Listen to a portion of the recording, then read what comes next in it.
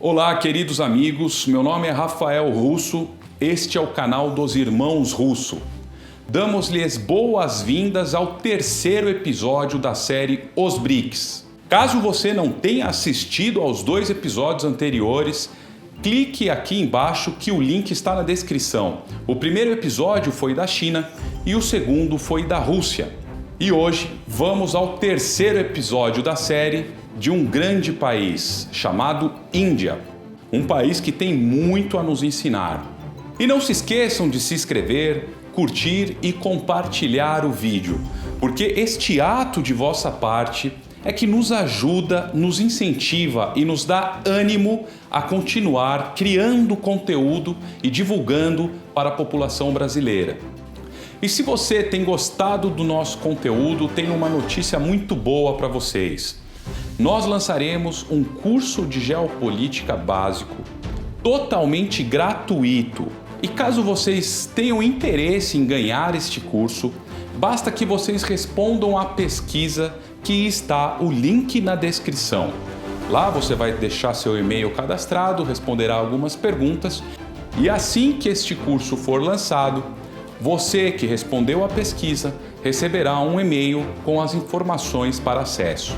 Muito obrigado pela sua atenção, Deus esteja convosco e vamos ao vídeo.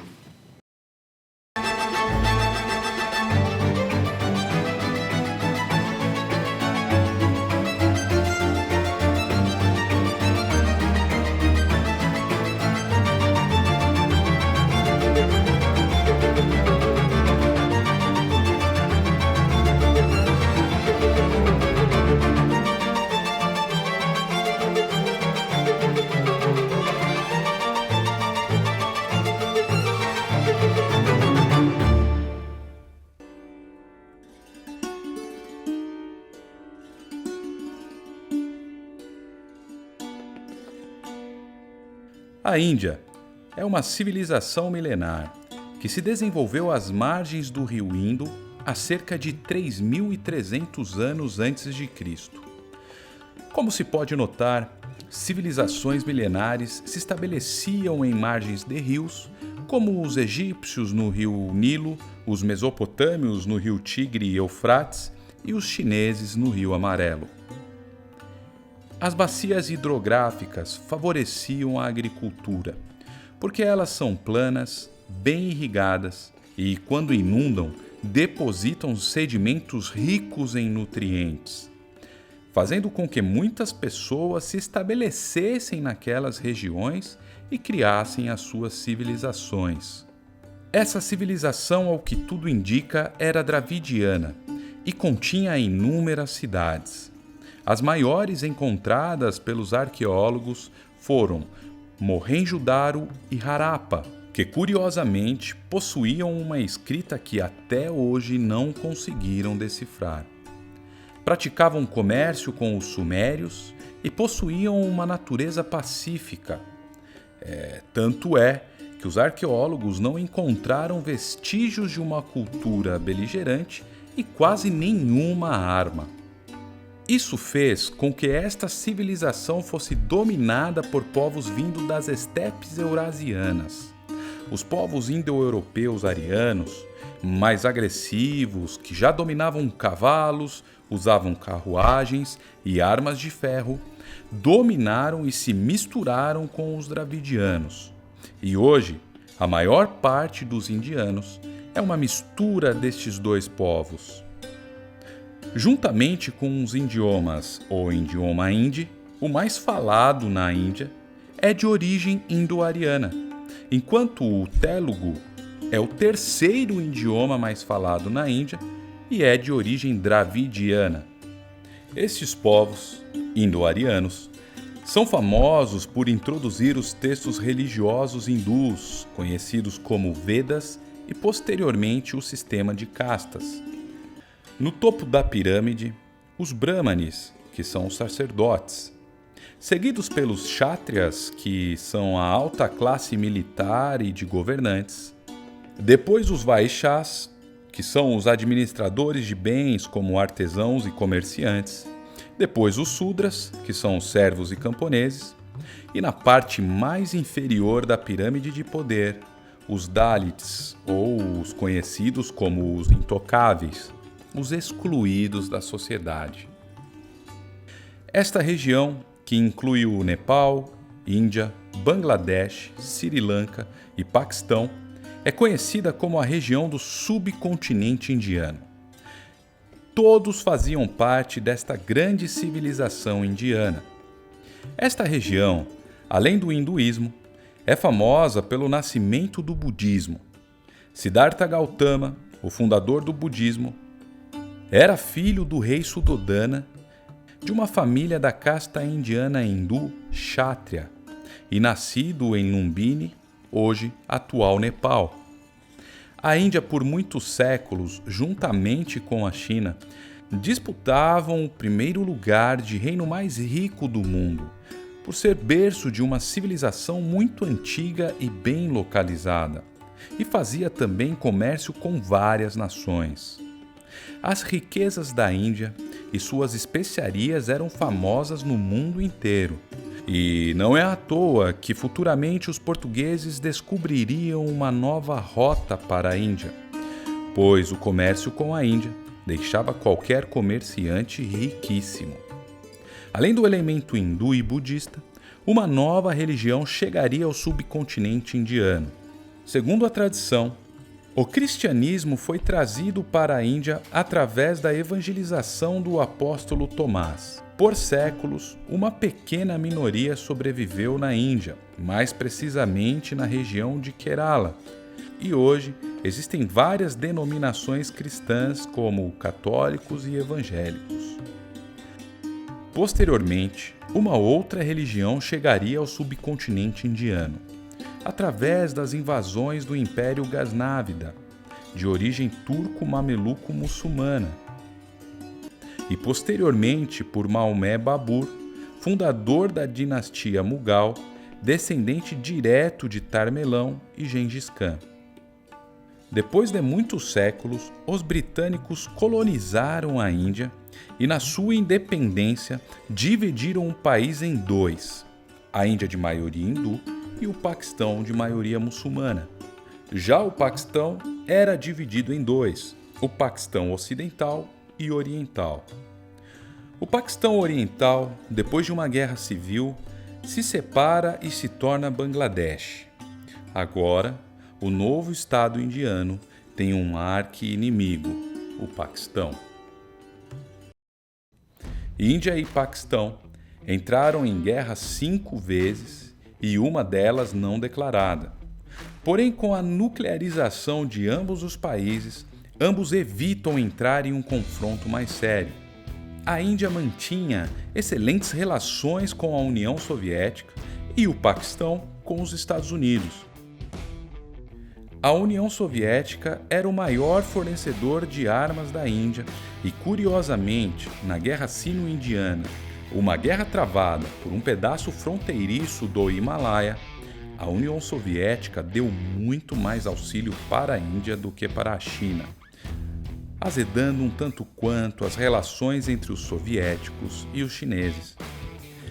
Ademais, com a queda da União Soviética, a Rússia e a Índia continuam mantendo excelentes cooperações militares, econômicas e diplomáticas.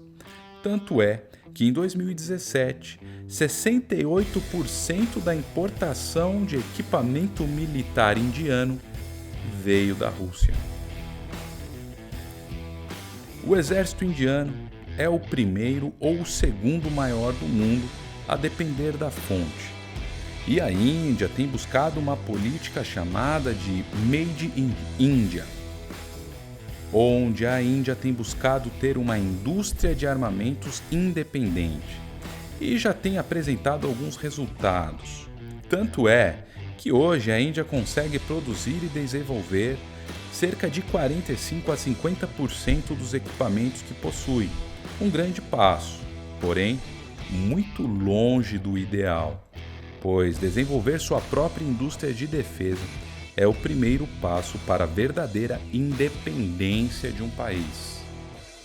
A Índia tem buscado entrar no seleto clube de países que possuem mísseis supersônicos, desenvolvendo o míssil Shaurya solo-solo e o míssil de cruzeiro BrahMos, desenvolvido em conjunto com a Rússia. A indústria aeroespacial indiana, tanto militar quanto civil, está posicionada de maneira única hoje, sendo um dos mercados aeroespaciais de crescimento mais rápido do mundo, recebendo enormes investimentos tanto do setor privado quanto do setor estatal.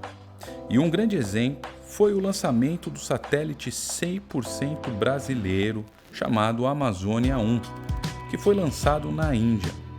E em 2022, a Índia quer ser o quarto país, depois de Estados Unidos, Rússia e China, a lançar um homem ao espaço, desenvolvendo sua própria nave espacial tripulada, chamada de Gaganyaan, ou, traduzido do sânscrito, veículo do céu.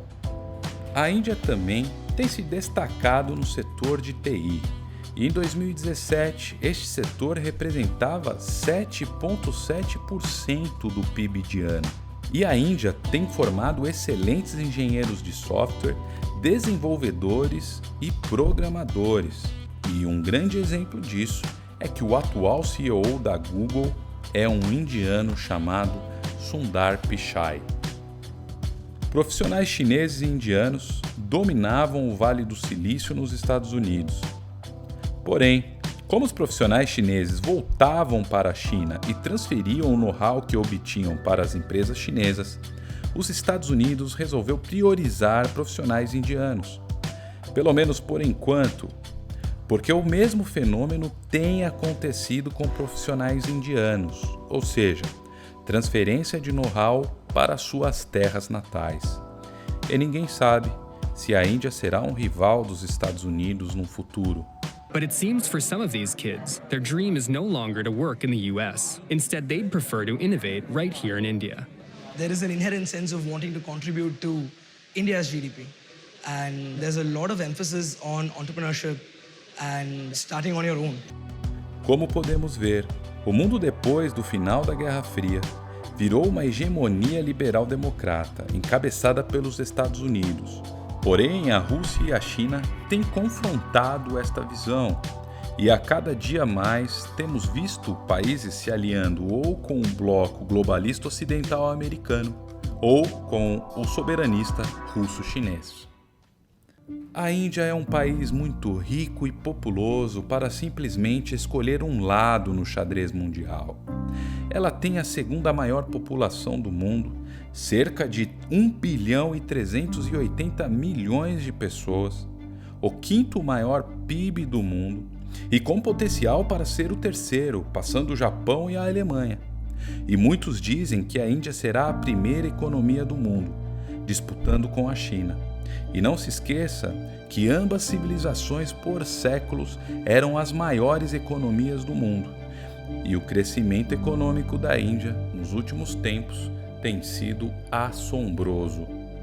Com tamanha envergadura geopolítica, a Índia procura não se aliar totalmente com os Estados Unidos, nem com a Rússia e muito menos com a China. Ela busca a sua própria política externa, algo que o Brasil poderia aprender muito. A Índia faz parte dos BRICS e da Organização para a Cooperação de Xangai, organizações que são completamente influenciadas pelo bloco russo-chinês e têm uma profunda e vibrante cooperação com a Rússia, como já mencionado anteriormente. E ao mesmo tempo, a Índia tem se aproximado muito dos Estados Unidos, principalmente durante o governo Trump, algo que talvez continue a evoluir ou que talvez se deteriore no governo Biden, porque o atual partido que governa a Índia é um partido de direita, conservador e nacionalista hindu, o Partido Bharatiya Janata, completamente o oposto do Partido Democrata Americano. Todavia, mesmo com os grandes obstáculos e dificuldades para enfrentar, a Índia continua sua jornada para se tornar um dos maiores e mais prósperos países do mundo. Tão próspero e rico que o desejo dos europeus de encontrar uma nova rota comercial para a Índia ajudou no descobrimento de um novo continente. Uma Índia com um chamado histórico de influenciar o mundo. Grande demais para ser apenas um peão no cenário mundial. A Índia hoje virou uma peça fundamental no xadrez mundial.